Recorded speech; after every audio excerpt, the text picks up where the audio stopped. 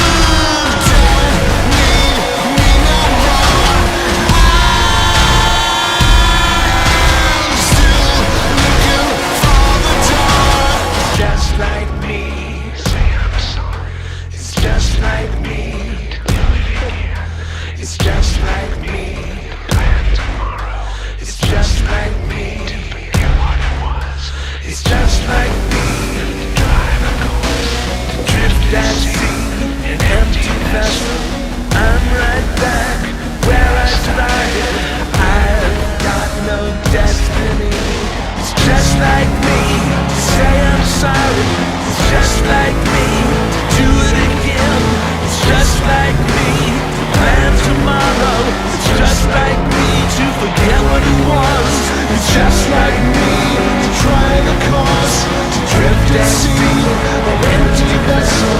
I'm right back to where I started.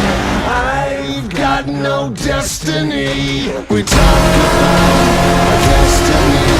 We talk about our destinations. We talk about our destiny. We talk about our destinations. We talk about our destiny. We talk about our destinations. We talk about our harmony. We think about our termination. Well, there we go. That was True by Danny Elfman, featuring Trent Reznor. That was weird. That's not what I expected at all.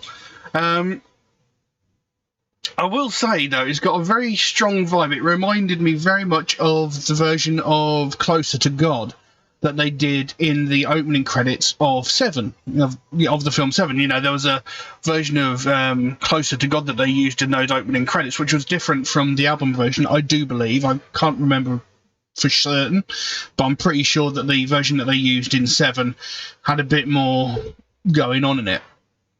But if you were to tell me that that was a Danny Elfman piece of music, I would not believe you. Because Danny Elfman is normally really sort of upbeat, very twiddly, sort of very, very distinctive sound. You know, Danny Elfman's music is very, very easy to recognise. This, not at all. This is something like... This is like something from Silent Hill. You know, this is like Akira Yamaoka kind of music. But I really liked it. I thought it was really, really good. And... you know, even though it is Trent Reznor, and like I said, I'm not a big fan of Trent Reznor. I don't particularly like his music. I don't like Nine Inch Nails at all. I can't stand to listen to them. They actually annoy me when I listen to them. But this, you know, I really liked it. Like I said, it reminded me very much of the intro to Seven when they did that version of Closer to God, which is probably it's probably the only song by Nine Inch Nails I can bear to listen to. I mean, I like the song Hurt, but I only like Johnny Cash's version. I listened to the original version because I always do that. You know, when I listen to a song and I find out it's a cover, I want to listen to the original. So I listened to the original of Hurt. Don't like it at all. And it's just down to the way that Reznor performs it. You know, and I know it's his song and I know it's a deep and meaningful song to him, but I don't know, something about Johnny Cash's version just really sort of hammers it home. It's like... I don't know, I can't put it into words. But anyway, we're not talking about that. We're talking about this. That was completely unexpected. You know, I have no idea what to think about that, because, you know, I really liked the piece of music. You know, it sounded really good. It had that really sort of cool industrial sort of grungy sound. And when I say grungy, I don't mean grungy like music, grunge music. I'm talking about grungy as in sort of, it had a sort of dirty feel to it. No, I liked that. It was very unusual. The song itself, it sounds like someone who doesn't know where to go in life. They, you know, they've got no direction, so, you know, they feel they're... I can't think of the word I'm looking for.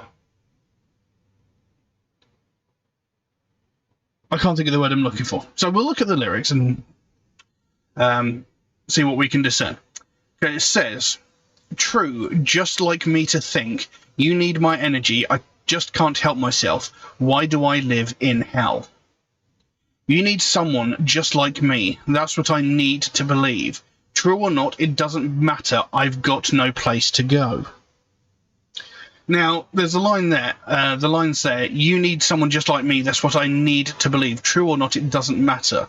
You know, it's like, I need to have a purpose. Someone must need me, because I feel like I've got nowhere to go. I feel like I'm just floating here in the middle of nothingness. I've got no purpose. I've got nowhere to go. I'm literally no one. I'm literally nothing. You know, I'm just sort of existing. I'm not living. That's what it seems like. I'm looking for a broken hand, something I can understand. Time has not been kind to me. And then it goes into the best thing I can describe as a chorus. It says, we talk about our destiny, we talk about our destinations, and that's repeated 3 times. It says, I got no destination, I got no termination. We talk about our harmony, we think about our termination. Then there's a very sort of fuzzy, very, very distorted sort of guitar solo. Then it goes back into that. We talk about our destiny, we talk about our destinations, and that's repeated a couple more times. And then it sort of goes back to the beginning, but a slightly different, altered version of the opening verse. It says, true, just like me to think, I made big plans for change. You don't need me no more. I'm still looking for the door. It's just like me to say I'm sorry. It's just like me to do it again. It's just like me to plan tomorrow. It's just like me to forget what it was. It's just like me to chart a course, to drift at sea, an empty vessel. I'm right back where I started. I've got no destiny. And that gets repeated twice. But again, it's just like me to say I'm sorry. It's just like me to do it again. So it's like he keeps going back on himself. He keeps failing, essentially. I'll say I'm sorry, but I'll do it again. I'll make plans for tomorrow, but then I'll forget what it was. So I'll make plans, but we'll never get round to it. So I'll do it again. I'll make plans again, and we won't do it again. It's like me to chart a course, to drift at sea in an empty vessel. So he makes plans, but they always go awry. They never go to plan, seemingly. So again, he just feels like his life has got no direction. He's just there. Everything he does is wrong, and he serves no purpose, seemingly. And he even says, I'm right back where I started. I've got no destiny. So no matter what he does, he takes 2 steps forward, he takes 3 steps back. So everything he does goes horribly wrong, and he doesn't get anywhere in life. He's got no destiny. There's nothing waiting for him. He's just simply there. Then it goes back into, again, what I would call the chorus. We talk about our destiny, we talk about our destinations. That gets repeated 3 times. Then it says, I got no destiny. We talk about our harmony, we think about our termination. I got no destination. And then the song ends. So, like I said, it sounds like some guy who's sort of pondering his pointless life. Everything he does goes wrong. No matter what he does, he always ends up right back where he started. That's what it seems. But the actual piece of music was very, very interesting. It wasn't metal, which is what I most of the time cover on here, but not only. But it was just very interesting to cover something from Danny Elfman that sounded like that. Because, like I said before, I think most people, if you put on a movie and Danny Elfman's music came on, if you weren't looking at the screen, you'd be able to immediately identify that it was Danny Elfman. Because he has a very specific sound when it comes to movie soundtracks. So this is very, very, very, very strange and very, very interesting. There's a huge possibility that Reznor might have had an influence upon the music as well. Because, like I said, again, with the opening credits version of Closer to God on 7, it had a similar sort of sound. As soon as this song started, it immediately made me think of 7. Now, I don't know whether that's just purely because Trent Reznor's name was attached to it. It might have been a sort of psychological thing, sort of go Trent Reznor, that one. But it did. It made me immediately think of that. So it was very, very interesting. And it's a good song. And, I actually kind of like what the song's talking about, because, just a couple of weeks ago, I was in that sort of situation where I was thinking that I am no one. Everything I do goes wrong. Nothing, I can try and do something positive, but something bad always happens. Everything I try and do, I always end up right back where I started. It's that sort of feeling of failure, and this guy thinking, I've got no purpose in life, which is, again, kind of what I was feeling like a couple of weeks ago. So, I kind of like what the song's talking about, and I like the way they've done it. So, I thought that was a very good and interesting piece of music. I'm very curious to what everybody else thinks. Because, yeah, that was interesting. I actually liked that. But I don't really know what else I can say about it, so I'll leave that as it is. Now, if anybody would like to suggest a track for me to react to, then please do so by all means. You can drop a comment in the comment section below, or message me on my Facebook or my Instagram, or you could even message me through my Patreon, where you could also help to support this channel, which would, of course, be a massive help to me, as every piece of content I upload to the channel gets immediately demonetized. So, you know, I put all this effort in and get pretty much nothing out of it, which is a bit of a pain. But, you know, it is what it is. There's an option within Patreon where you can get your suggestion jumped to the front of the list, should you so desire it. There's a limit on how frequently you can do that, and that's just to be fair to other people who make suggestions through, like, Facebook, YouTube, or, Instagram comments, you know, because, you know, I get suggested so many songs every single day. You know, if one person could get to suggest whatever song they wanted and get it done immediately, you know, the people who are suggesting tracks, you know, through more regular means wouldn't get a look in. And if you do suggest a track through more regular means, it could take me a while to get around to your suggestion, since, you know, I did just take a month off because of my mental health. You know, I've got a massive backlog there. My list is huge already, and I get suggested so many new songs every single day that my list grows faster than I can record the videos. But I do write down every suggestion I get, so it should get done eventually. It just might take me a while to get around to it, unfortunately. Also, MetalHead Reacts is a proud supporter of the Sophie Lancaster Foundation, a British-based charity whose goal is to put an end to hate crimes. And one of the main facets of that is hate crimes against people of the alternative culture. And that's something I believe in very, very strongly. Something that really doesn't get the attention that it deserves. Because every single day, all around the world, people from the alternative community are getting violently and brutally assaulted just purely for the fact that they listen to alternative music. You know, we're not just talking about insults being shouted or getting shoulder rammed as you're walking down the street. We're talking about violent crimes that are getting people hospitalised, sometimes with broken limbs and sometimes even more life-threatening injuries, all because they like a different kind of clothing and music. Now, this sort of thing has been going on for decades. It's been going on for longer than I've been alive. But it's also, it's always just sort of been brushed under the carpet and ignored, you know, treated as no big deal. And that's something that really, really needs to change. Because every day we hear about all these other hate crimes like sexism, racism, homophobia, transphobia, religious hatred, ableism, what have you. We hear these on a regular basis. In every media platform, we hear something about at least one of those every single day. But rarely do we ever hear about someone from the alternative culture who has been violently and brutally assaulted, yet this goes on daily. The last time this was widely spoken about was 14 years ago, when Sophie Lancaster and her boyfriend Robert Maltby were violently and brutally assaulted by a group of 5 or 6 people who beat them so severely, and they stamped on their heads and beat them so severely that they both ended up in comas. Now, Rob Maltby, he did thankfully survive the assault. He was in a coma for around about a week and a half, maybe a little bit longer. Can't remember exactly. But he did thankfully survive. Sophie Lancaster, on the other hand, she was in a coma for 13 days before she succumbed to her injuries and she died. This young woman was 20 years old and she was beaten to death, just purely for the fact that she listened to a different kind of music and wore a different kind of clothing. Now, when this happened, this was all over the news, as rightfully it should have been. For several weeks, several months, this was all over the news. And over time, as all things do, you know, other news stories came in, and it sort of faded off into the background, as you'd expect. But in the 14 years since that's happened, we've not heard anything similar.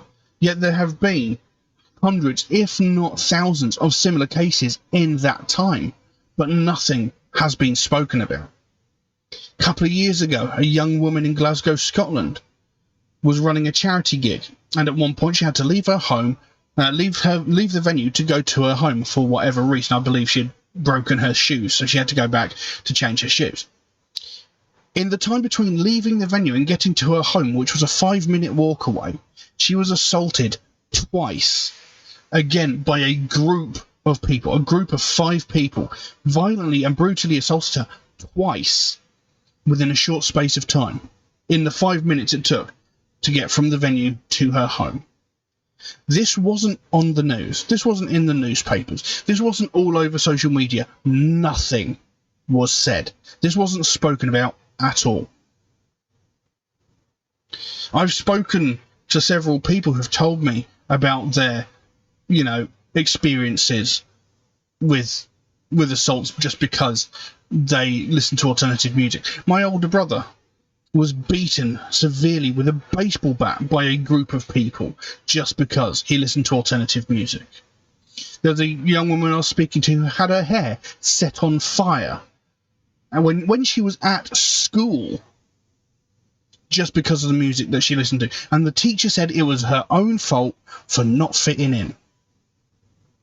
This sort of thing goes on all the time, and nothing gets said or nothing gets done, or we get ridiculed for it, even though it's not our fault. The reaction of that teacher, the girl had her hair set on fire and the teacher said it was her own damn fault. That is not how this should be looked at. Everybody has the right to be an individual. Everybody has the right to like whatever they like. But apparently, because we're in a minority, so it seems, we deserve to be bullied, we deserve to be attacked and beaten and just get overlooked. And that's not good enough. And this is what the Sophie Lancaster Foundation is all about. They want to bring more attention to the fact that this is happening, and that is happening on a much bigger scale than people seem to think. This is a very real problem, and when it's coming to the point where someone is getting beaten to death just because they like something different, things have got out of control. No one should lose their life over something as simple as their taste in music. It's beyond ridiculous, and something needs to be done. We shouldn't have to wait for someone to lose their life before this gets spoken about. We shouldn't have to wait for someone to die before something gets done.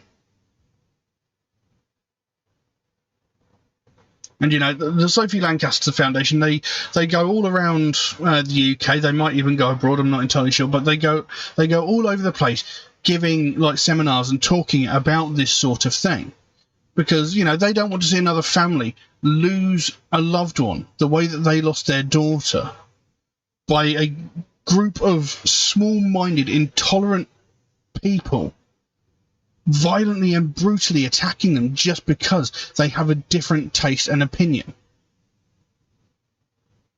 And it's very important that this sort of thing gets done.